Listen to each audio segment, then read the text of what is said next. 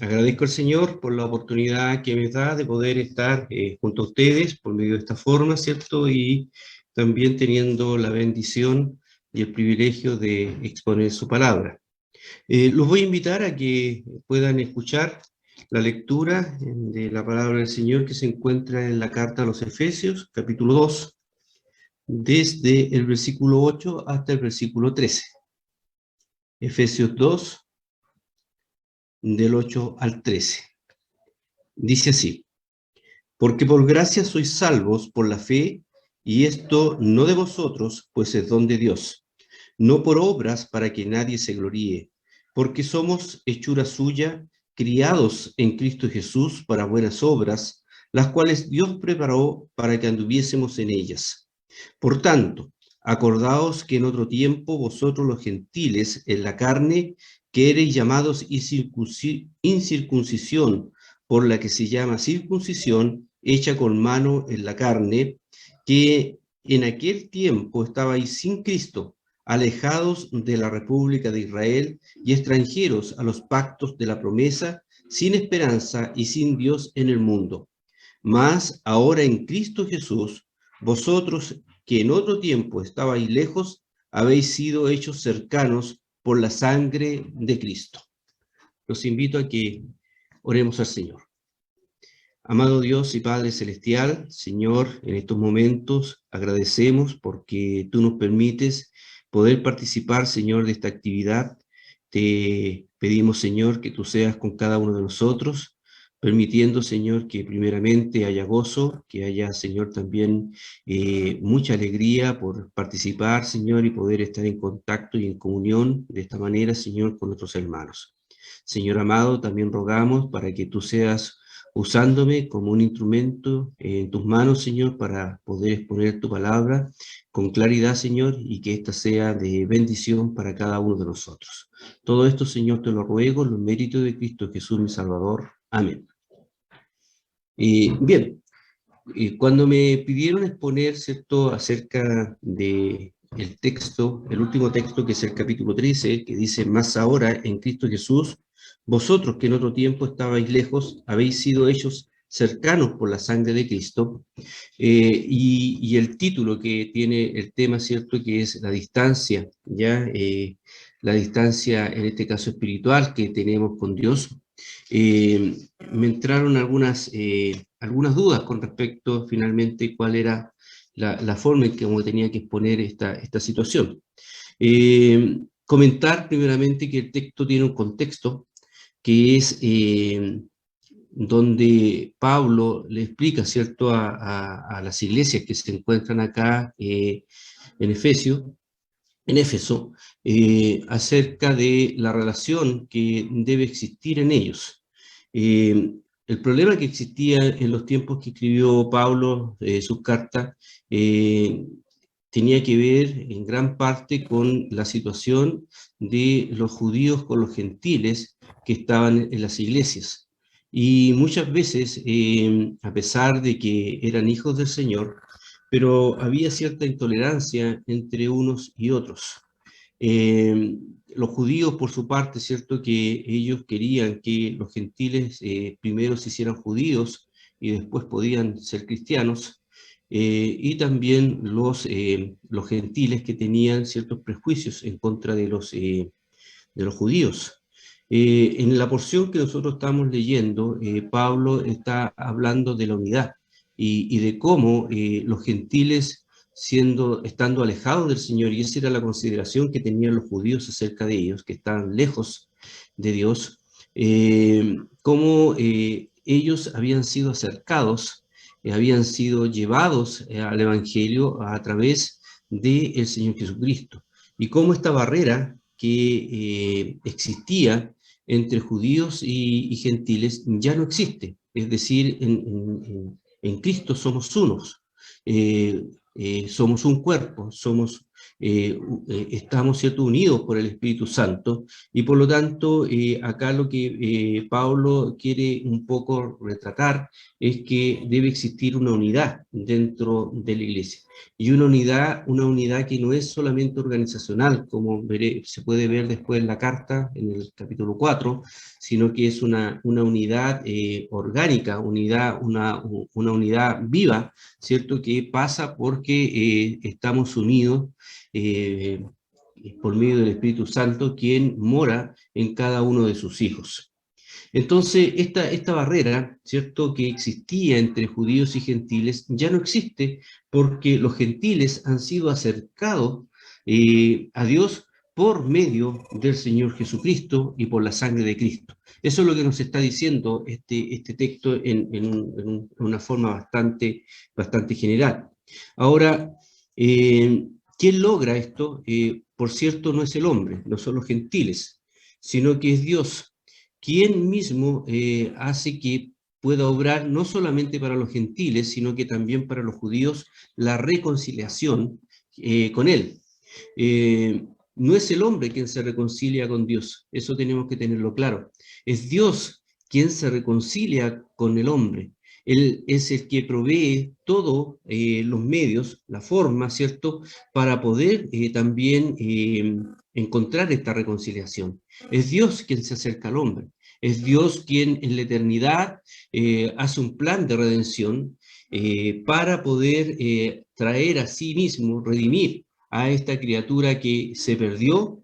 Dios en la eternidad, como digo, genera este pacto, el pacto de redención, en donde está Él, está el Padre, el Hijo y el Espíritu Santo, ¿cierto? Y cada uno tiene sus funciones dentro de este pacto. Es Dios quien entrega a su Hijo Jesucristo para que pueda venir al mundo y para que Él entregue su vida para pagar por el pecado de cada uno de nosotros. En la carta a los Romanos, la palabra del Señor nos dice, porque si siendo enemigos fuimos reconciliados con Dios por la muerte de su Hijo, mucho más, estando reconciliados, seremos salvos por su vida. Y no solo esto, más aún nos gloriamos en Dios por el Señor nuestro Jesucristo, por el cual hemos ahora recibido la reconciliación. De consiguiente vino la reconciliación por uno, así como el pecado entró en el mundo por un hombre y por el pecado la muerte, y la muerte así pasó a todos los hombres, pues que todos pecaron. Entonces aquí claramente la palabra del Señor nos está diciendo que la reconciliación vino a través del Señor Jesucristo. Y de esa forma en cómo hemos sido acercados, usando el mismo concepto que está utilizando allí Pablo en los Efesios. Hemos sido acercados a Dios, ahora hemos sido hechos partícipes de la nación, ¿cierto?, de Israel espiritual, y por eso allí también en la carta de Pedro dice que ya somos un pueblo, somos un pueblo que Él rescató para que nosotros anunciemos las virtudes de aquel que nos llamó a su luz admirable. Ahora,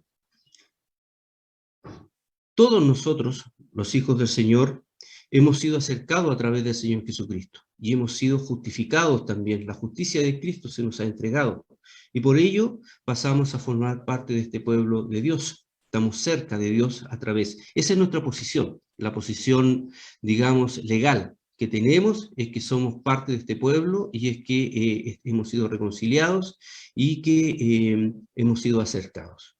Ahora, una cosa es la posición que tenemos delante de Dios y otra cosa es también la vida práctica, es decir, cómo nosotros estamos delante de nuestro Señor.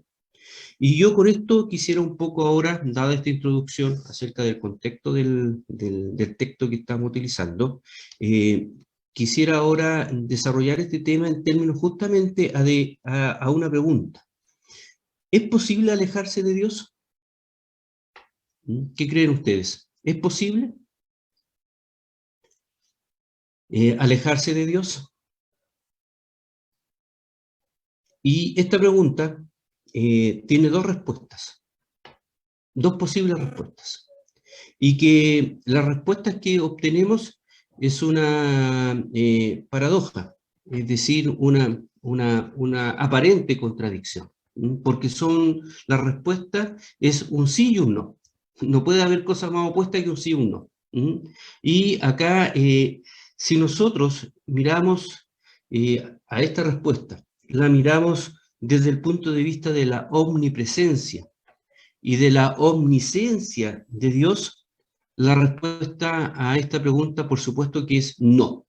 No nos podemos alejar de Dios. ¿Por qué? Porque Dios está en todo lugar. Y si nos vamos a la definición propiamente tal de la omnipresencia de Dios, ¿cierto? Que tiene que ver con la inmanencia de Dios, que Dios está en su creación, no como aquellos que dicen que es cierto que Dios creó y después se fue y dejó las leyes para que el mundo funcionara de acuerdo a esas leyes, que ahí están haciendo cierto hincapié a la trascendencia de Dios. Acá en la omnisciencia hablamos de su inmanencia, es decir, Dios está en su creación. Y no solamente está, sino que Él ocupa cada punto del universo con todo su ser. Por lo tanto, de ese punto de vista, no nos podemos alejar de Dios. Y si a eso le sumamos que Dios todo lo sabe, y nos estamos refiriendo al conocimiento de Dios, al alcance que tiene el conocimiento de Dios, y su alcance es todo. Dios lo sabe todo lo que ocurrió, sabe todo lo que está ocurriendo, y sabe todo lo que ocurrirá con todas las posibilidades también de lo que podría ocurrir. Dios lo sabe, y eso es lo que nosotros conocemos como omnisciencia. Por lo tanto, de ese punto de vista, es imposible alejarse de Dios. No nos podemos alejar de Dios. Y esto lo grafica de una manera tan descriptiva allí el rey David en el Salmo 139, cuando nos dice lo siguiente: oh Jehová, tú me has examinado y conocido. Tú has conocido mi sentarme y mi levantarme. Has entendido desde lejos mis pensamientos. Mi senda y mi acostarme has rodeado, y estás impuesto en todos mis caminos.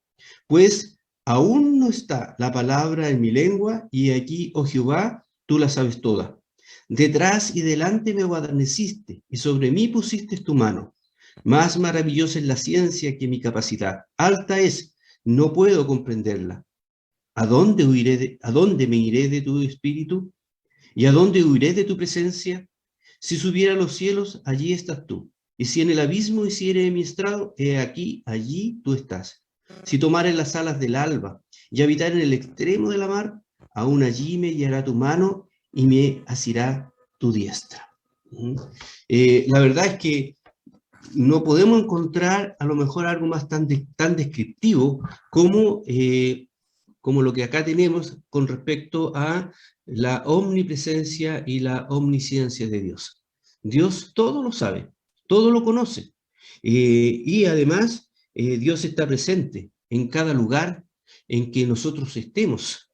Es decir, no nos podemos ocultar de Dios en ningún momento. Y tampoco le podemos ocultar absolutamente nada a Él. Recuerdo que cuando era muy joven y tuve, ¿cierto?, la responsabilidad de trabajar en el local de graneros, me acuerdo que a los niños les hicimos esta pregunta: ¿dónde te puedes esconder de Dios? Y muchos de ellos allí con su creatividad dijeron lugares, algunos dijeron debajo de la cama, otro dijo en el baño, ¿cierto? Y en ningún lugar nos podemos esconder de Dios. Y había uno que era particularmente travieso, me acuerdo aún el sobrenombre que le tenían, el pelado, se llamaba Ricardo, pero todos los conocían como el pelado, y él dijo: yo sé dónde me puedo esconder, tío, de Dios. Y él dijo: me puedo esconder en el infierno de Dios. Y eso hizo que todos los niños abrieran sus ojos, ¿cierto? Y los profesores tampoco estábamos como listos para escuchar una respuesta como esa. Pero él quedó más sorprendido cuando yo le dije: mira, ni aún en el infierno te puedes esconder de Dios, porque aún allí Dios está y conoce lo que pasa.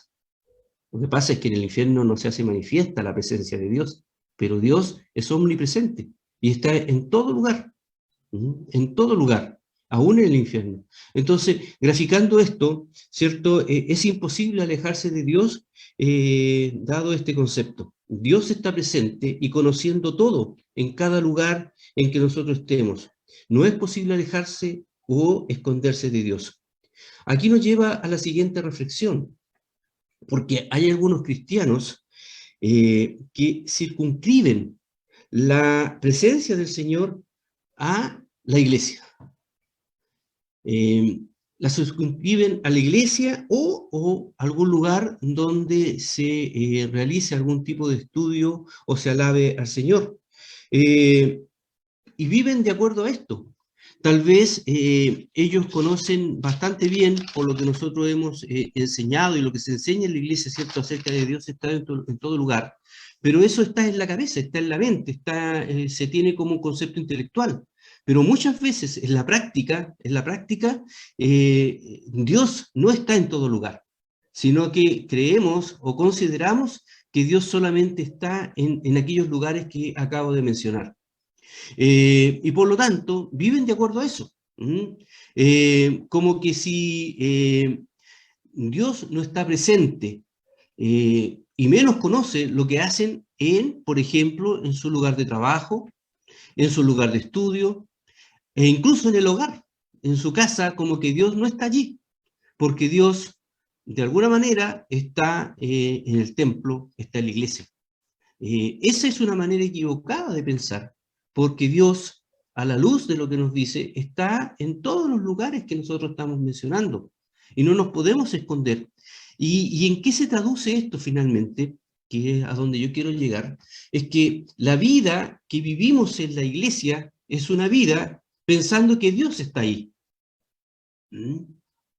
Pero la vida que vivimos en aquellos lugares donde no sentimos que Dios esté ahí, a veces es muy distinta una con la otra.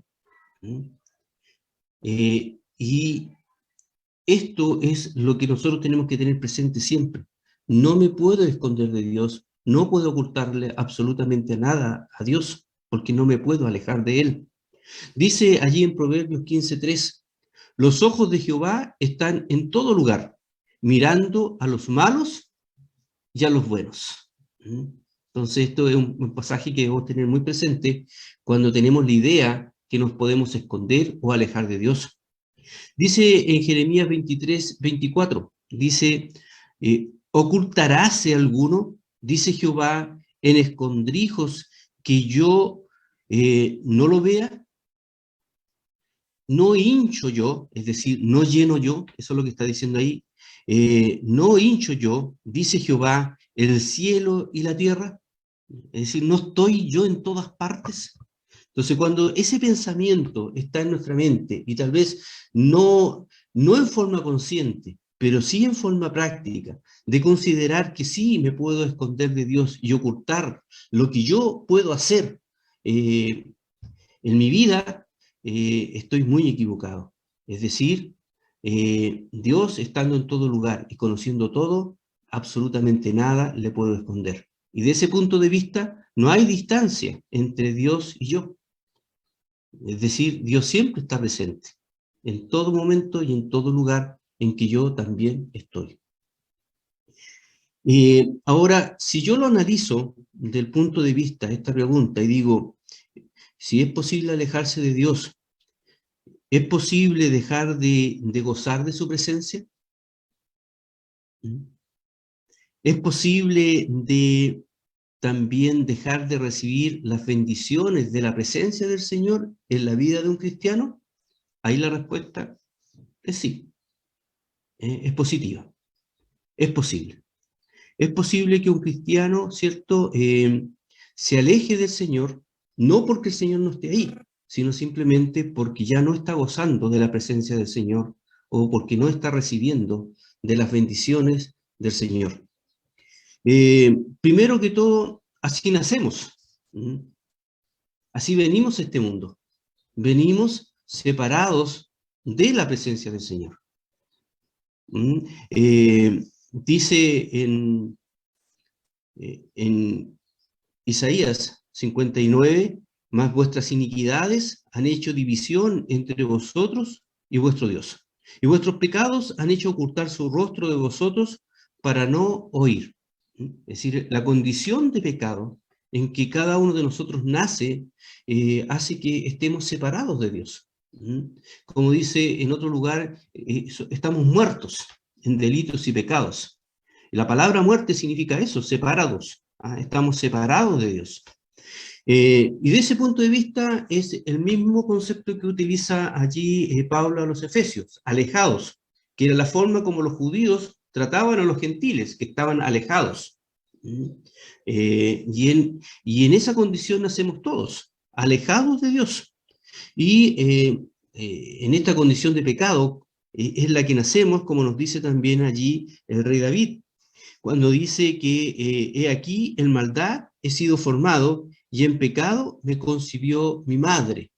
De esta condición no hay ningún ser humano, como ya nosotros hemos estudiado en muchas ocasiones, que se pueda escapar. Todos nosotros nacemos en una condición de pecados, de pecado digo, todos nosotros nacemos condenados, condenados y apartados de la bendición de la presencia del Señor. Por lo tanto, sí es posible estar lejos de Dios, en este sentido. Pero también, una vez que uno ha llegado al Evangelio, muchas veces, siendo cristianos, hijos del Señor, nos queremos esconder de Dios. Y de alguna manera, ¿cierto? Como dije anteriormente, no nos es posible escondernos de Dios porque Dios está en ese lugar, porque Dios también lo sabe todo, pero sí es posible alejarnos y guardar una distancia en términos de que no estamos gozando de su presencia.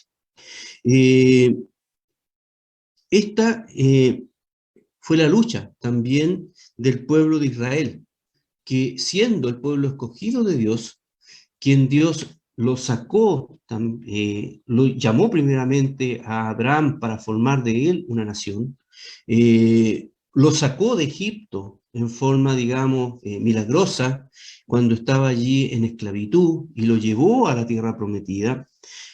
Aún así, este pueblo que había sido separado del mundo y ha llegado a Dios, aún así este pueblo tuvo luchas y se separó y se alejó en diferentes ocasiones de su Dios. Es cosa de analizar la historia de Israel. Vemos que ellos querían los dioses de los otros pueblos. Empezaron a seguir aquellos dioses, ¿cierto?, de los pueblos que se supone ellos tenían que sacar de la tierra, los comenzaron a seguir. Y muy pronto eso ya que era en oculto en algunas personas empezó a ser algo masivo, tanto así, ¿cierto?, que comenzaron a construir altos en diferentes lugares y incluso algunos de ellos sacaron toda la alabanza, toda la adoración del Dios verdadero y la cambiaron por estos dioses en el pueblo de Israel. Dios, ¿cierto?, cuando el pueblo se dividió, castigó a Israel, ¿cierto?, fueron llevados cautivos a causa también de su idolatría. Posteriormente también Judá fue llevada cautiva por estos 70 años, porque ellos se alejaron de Dios y dejaron de tener la bendición de la presencia de Dios, que eso es lo que de alguna manera sí nos podemos alejar, podemos tener una distancia con eso. Podemos ver cómo ellos querían ser como las otras naciones en adorar a los dioses, ¿cierto? Y también querían ser gobernados por rey, al igual como los otros pueblos eran gobernados por rey.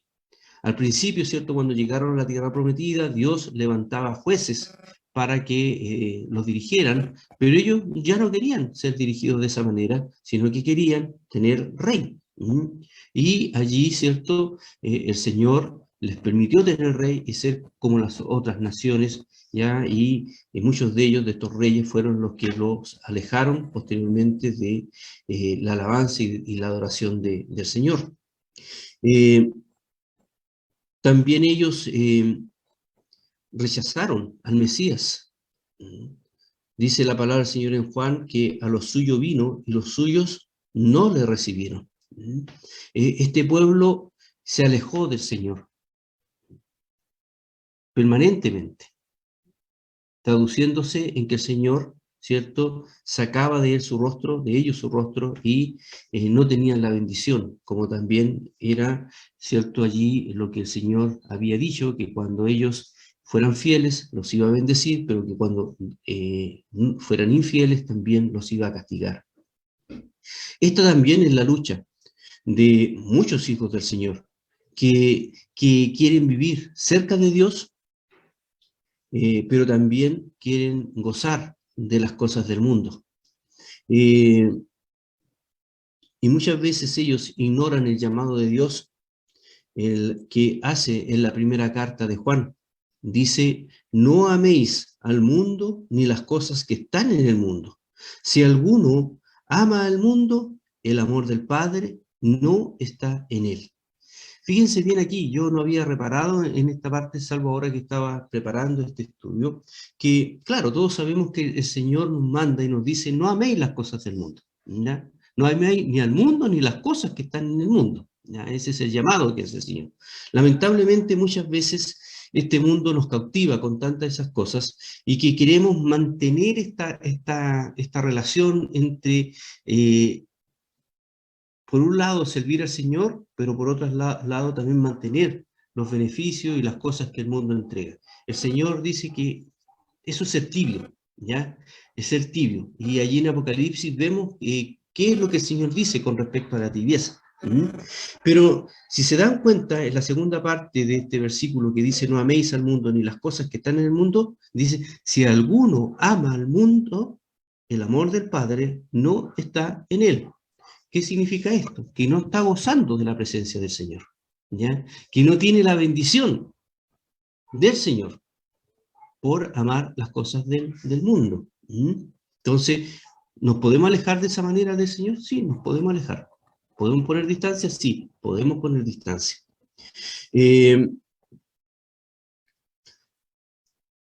Nos escondemos o dejamos o nos alejamos del Señor por la práctica también de un pecado. Siempre el pecado va a romper la comunión que podamos tener con el Señor y Dios. Siempre. Y siempre será esa la causa primaria, siempre de alejarnos de Dios. El pecado que está en nuestras vidas. El pecado siempre nos aleja espiritualmente de Dios. Nos impide ser objeto de bendición, y también quita el gozo. Quita el gozo que debe existir como hijos del Señor. Muchas veces lo queremos disfrazar de diferentes maneras, ya que estamos a lo mejor sin ánimo, que le echamos la culpa a algún hermano que no nos saludó, o que no nos sentimos bien en la iglesia. O sea, siempre van a haber excusas, pero si uno empieza a escarbar, empieza a sacar allí todas estas capas que uno pone para disfrazar las cosas, nos vamos a encontrar que siempre la razón por la cual nos alejamos de Dios es por el pecado. El pecado que hay en nuestra vida. Y eso lo podemos ver reflejado claramente en el Salmo 51, cuando David, ¿cierto?, confiesa su pecado, y después él hace este salmo, como él le dice al Señor, ¿cierto?, que le devuelva el gozo. Devuélveme el gozo de tu salud, le dice. ¿Qué había perdido David por este gran pecado que había cometido? Había adulterado y había hecho que mataran al esposo, ¿cierto?, de esta mujer con la cual él había adulterado. Mientras él cayó, dice que se pegaron, ¿cierto?, se pegó su piel a sus huesos, se secó. Ya no tenía la bendición del rostro del Señor. Seguramente David ya no gozaba cantando. Seguramente David ya no gozaba yendo a la presencia de Dios para orar, porque eso se había perdido. Y eso muchas veces también nos pasa a nosotros los hijos del Señor. Cuando estamos en algún pecado, se nos quitan las ganas de orar, se nos quitan las ganas de leer la Biblia. ¿Por qué? Porque de alguna manera ese pecado siempre el Espíritu Santo lo está haciendo presente cuando vamos a las cosas del Señor. A veces queremos mantener esta cosa como querer aún siendo, practicar, ser un buen cristiano, tal vez sirviendo, orando y leyendo la palabra del Señor. Pero mientras no haya confesión de pecado, todas esas cosas son como realmente espinas que se clavan en el corazón, porque el Señor, por medio de su Espíritu Santo, siempre nos va a estar redarguyendo y no vamos a estar gozando de la presencia del Señor. Tenemos dos caminos: o nos acercamos al Señor y humildemente le pedimos que nos perdone y confesamos nuestra falta del Señor, como nos dice allí en 1 de Juan 1:9, que nos dice que si confesamos, Él es fiel y justo para que perdone nuestros pecados y nos limpie de toda maldad. Y nuevamente seamos como David, que a pesar de este gran pecado y al confesarlo delante del Señor, vuelve esta comunicación, esta comunión con Dios. Esta distancia que había entre él y Dios ya se desaparece, y por lo tanto él vuelve con este gozo, que es lo que dice ahí: vuélveme el gozo de tu salvación. Eh, eh, si nosotros lo hacemos, vamos a tener absolutamente lo mismo, pero si tenemos el camino contrario, no lo queremos hacer, no queremos dejar de pecar, queremos seguir en este pecado y no queremos pedir perdón, vamos a perder ese gozo que significa la salvación, ese gozo que significa el servir al Señor, ese gozo que significa el cantar alabanzas al Señor. Se pierde. Y ya la bendición de ir a su casa, por ejemplo, también se pierde, a causa del pecado. Por eso, hermanos, insisto, cada vez que nos estamos alejando del Señor por alguna circunstancia, lo más probable es que detrás de todo eso haya un pecado, ¿ya? Y eso es lo que tenemos que nosotros tener claro y buscar con honestidad delante del Señor. Cuando uno le debe al Señor, lo voy a exponer de esta manera: cuando uno le debe al Señor, como que no quiere acercarse al Señor. ¿Por qué deja de leer la Biblia? Porque sabe que en la palabra del Señor siempre va a encontrar algo que les va a recordar en la falta que está. Hasta en los salmos, uno quiere algo que no les diga nada, y abre los salmos allí. Allí está el Señor y nos va a recordar nuestra falta delante de Él. Por lo tanto, estando en esa situación, no es grato. No es grato estar en la presencia de Dios. ¿Hasta cuándo? Hasta cuando podamos reconciliarnos una vez más con el Señor, y que eso lo logró el Señor Jesucristo. Todos nuestros pecados fueron perdonados. Los pasados, los presentes y los futuros, todos esos pecados están perdonados en Cristo, porque la justicia de Cristo nos es imputada también a cada uno de nosotros. Por lo tanto, delante de Dios somos justos. Esa es nuestra posición, pero nuestra relación real es muchas veces lo que nosotros tenemos que cargar en esta vida. Y esto hace que perdamos el gozo de ser cristianos y estamos alejados de él. Por tanto, ¿cuáles son las consecuencias de vivir una vida de esta forma? Alejados de Dios, porque hay pecado en nuestra vida. Insisto, no nos podemos ocultar del Señor, no nos podemos alejar de Él en términos de que Él no esté con nosotros o que Él no conozca lo que estamos haciendo. Eso es imposible, pero sí nos podemos alejar del punto de vista, ¿cierto?, de que estamos en pecado, o que abandonamos, ¿cierto?, a nuestro Señor por ir en pos de las cosas que el mundo nos está ofreciendo. La consecuencia evidente es la que acabo de mencionar: pérdida del gozo. ¿Qué dice el Señor? Estad siempre gozosos, siempre gozosos. Pero muchas veces para el cristiano, el ser cristiano se transforma en una carga. Y tal vez esto uno puede decir: pero ¿cómo? Si somos hijos del Señor va a ser una carga. Sí, es una carga cuando estamos en pecado. Es una carga. Y eso hace que perdamos el gozo en las cosas del Señor. También una consecuencia de alejarnos del Señor, si somos verdaderamente sus hijos, es recibir de parte del Señor la disciplina como hijos. ¿Mm? Es decir, si somos verdaderamente hijos del Señor y si nos hemos alejado de Él, espiritualmente hablando, y quiero que quede, dejarles claro que el alejarse del Señor no solamente significa dejar su iglesia, que eso podría ser una forma de alejarse del Señor. Dejar de participar en la comunión de los santos, dejar de participar en las cosas del Señor en la iglesia, que es un síntoma verdadero de que estamos alejándonos del Señor. Pero no es el único, porque yo podría estar en todos los cultos, en todo momento, en todas las actividades de la iglesia, y aún así estoy lejos del Señor, de la manera que estamos hablando. Si hay un pecado en nuestra vida, ¿cierto? Yo podría estar leyendo la Biblia, pero a lo mejor no estoy sacando provecho de la lectura bíblica. Podría estar orando, pero si estoy en pecado y estoy alejado del Señor, son oraciones que llegan al techo y nosotros sentimos que llegan al techo, ¿sí? No llegan a la presencia del Señor. Y así también estoy alejado del Señor. Entonces, el Señor, si somos verdaderamente sus hijos, nos va a disciplinar. Porque eso es lo que dice su palabra, que Él disciplina o castiga a quien toma por hijo. Y si somos verdaderamente sus hijos, el Señor de alguna manera nos va a encarrilar. ¿Mm? Nos va a encarrilar. Cuando los hijos son obedientes, ¿cierto? Basta con que el padre les diga una vez y los hijos toman inmediatamente el camino correcto, si son obedientes. Pero si son desobedientes y ya no aceptan la palabra del padre o de la madre, hay que tomar otras medidas. ¿Mm?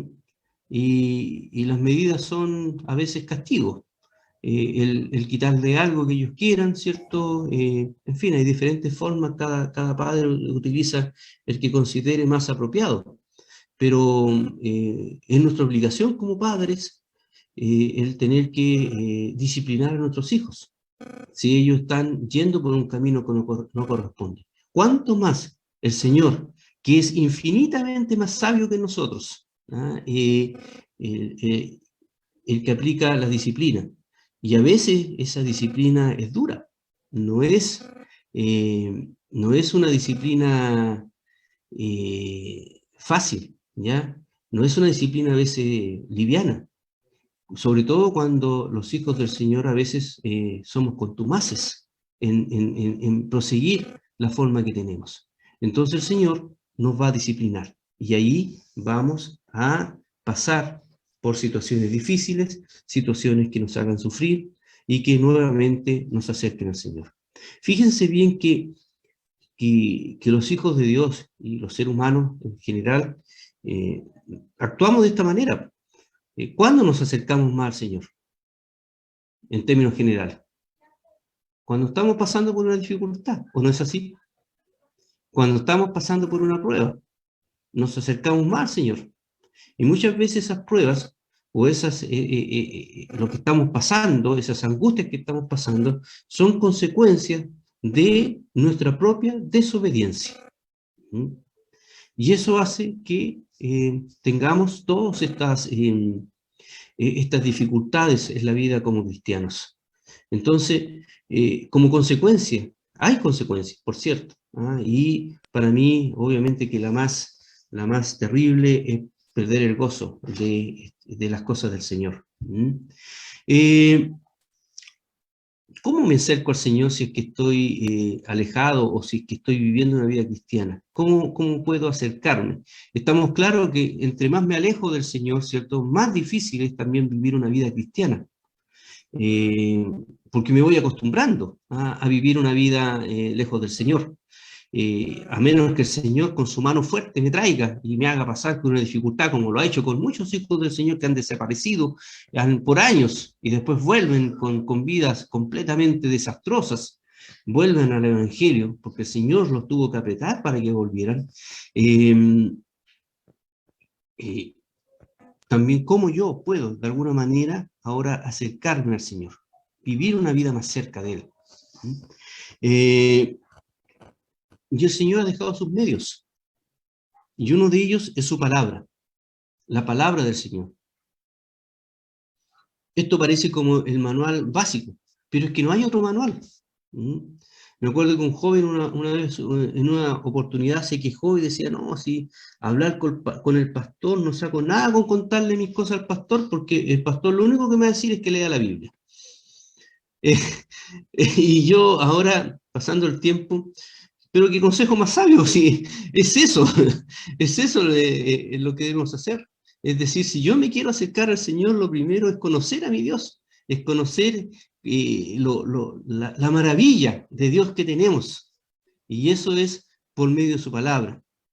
Dice allí en Deuteronomio 30, 14, porque muy cerca de ti está la palabra, en tu, en tu boca y en tu corazón, para que la cumplas, dice allí Deuteronomio 30, 14.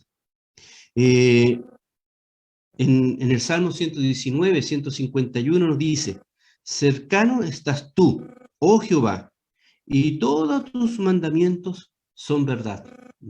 Y podríamos mencionar un montón de otros pasajes que nos están hablando, ¿cierto?, de lo importante de poder leer la palabra del Señor, de poder estudiar la palabra del Señor, porque eso nos permite acercarnos a Dios, ¿ya? De este punto de vista que estamos hablando, de gozar de la presencia de Dios, ¿ya? De que esta distancia entre Dios y yo tienda a cero, si lo podríamos expresar de una manera, tienda a cero. Tal vez nunca lleguemos a estar en esta vida al 100%, pero la idea es justamente que tendamos a cero, que esta distancia entre él tienda a cero, que cada día sea menos. Y no es dejando la iglesia, no es dejando de leer su palabra, cómo vamos a conseguirlo, sino que todo lo contrario, es leyendo su palabra, estudiando y conociendo al Señor de esta forma. También es la oración. La oración. Dice la palabra del Señor allí en un pasaje, dice, entonces me invocaréis e iréis y oraréis a mí y yo os oiré. Y me buscaréis y hallaréis, porque me buscaréis de todo vuestro corazón.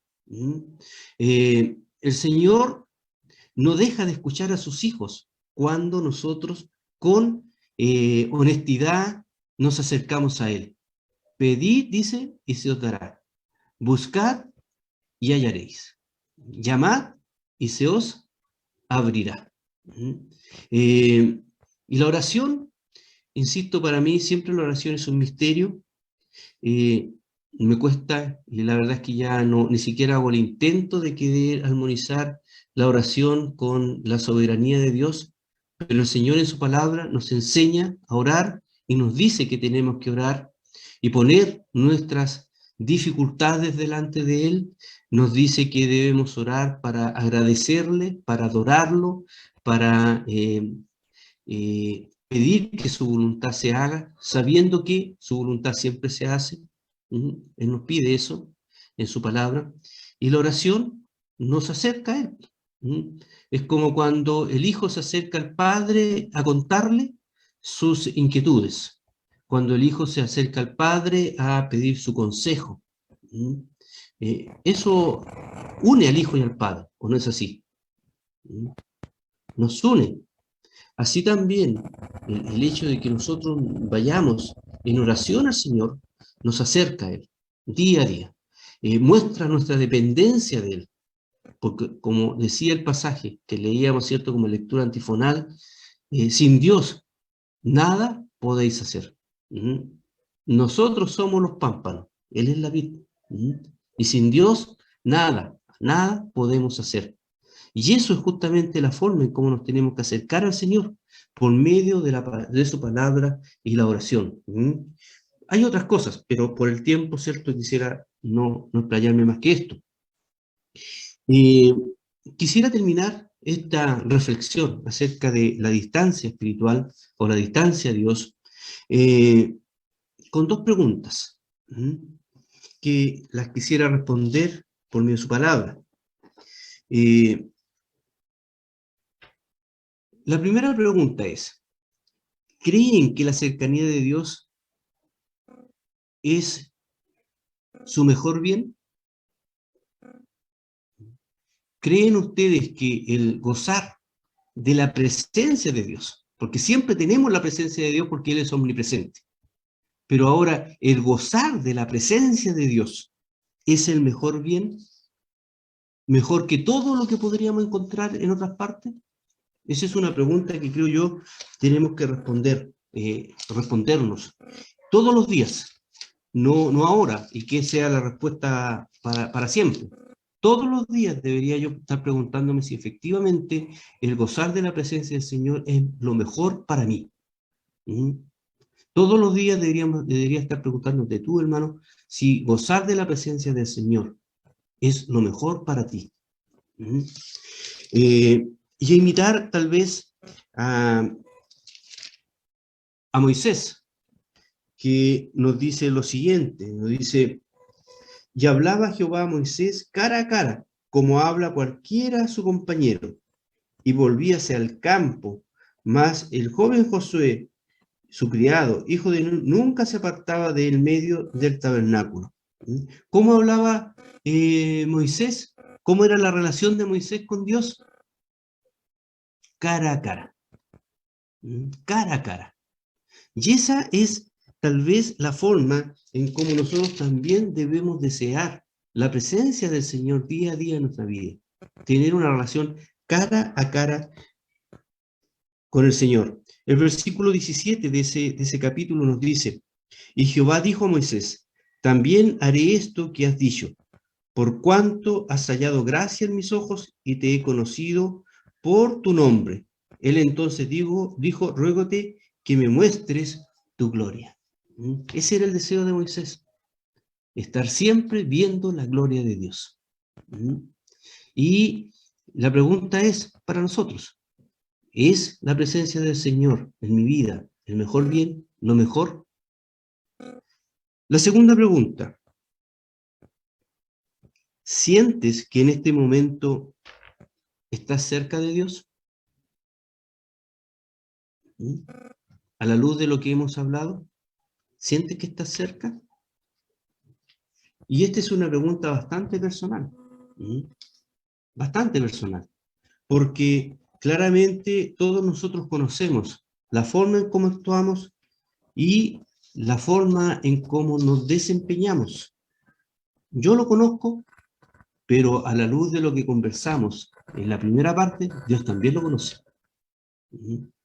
Y eso es algo importante que tengamos presente. Dios conoce cada intimidad tuya, cada intimidad mía, cada pensamiento que estamos teniendo, Dios lo conoce. Dios te acompaña y Dios me acompaña en todo lugar en que nos encontramos.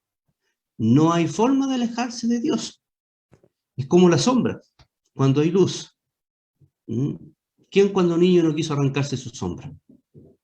¿O seré el único que hizo eso?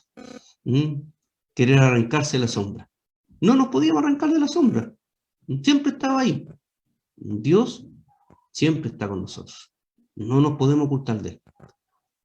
La diferencia con la sombra es que si apagamos la luz, chao sombra. Acá con Dios no es así. No podemos apagar la luz. Dios siempre está.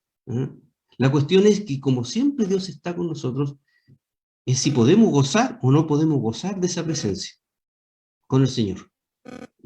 Si estamos en pecado, obviamente que no. Y si estamos viviendo una vida tibia, tampoco vamos a poder gozarnos de la presencia del Señor. Dice la palabra del Señor en Apocalipsis: y escribe al ángel de la iglesia en la Odisea. He aquí, dice el Amén, el testigo fiel y verdadero, el principio de la creación de Dios. Yo conozco tus obras, que ni eres frío ni caliente. Ojalá fuese frío o caliente. Mas porque eres tibio y no frío ni caliente, te vomitaré de mi boca.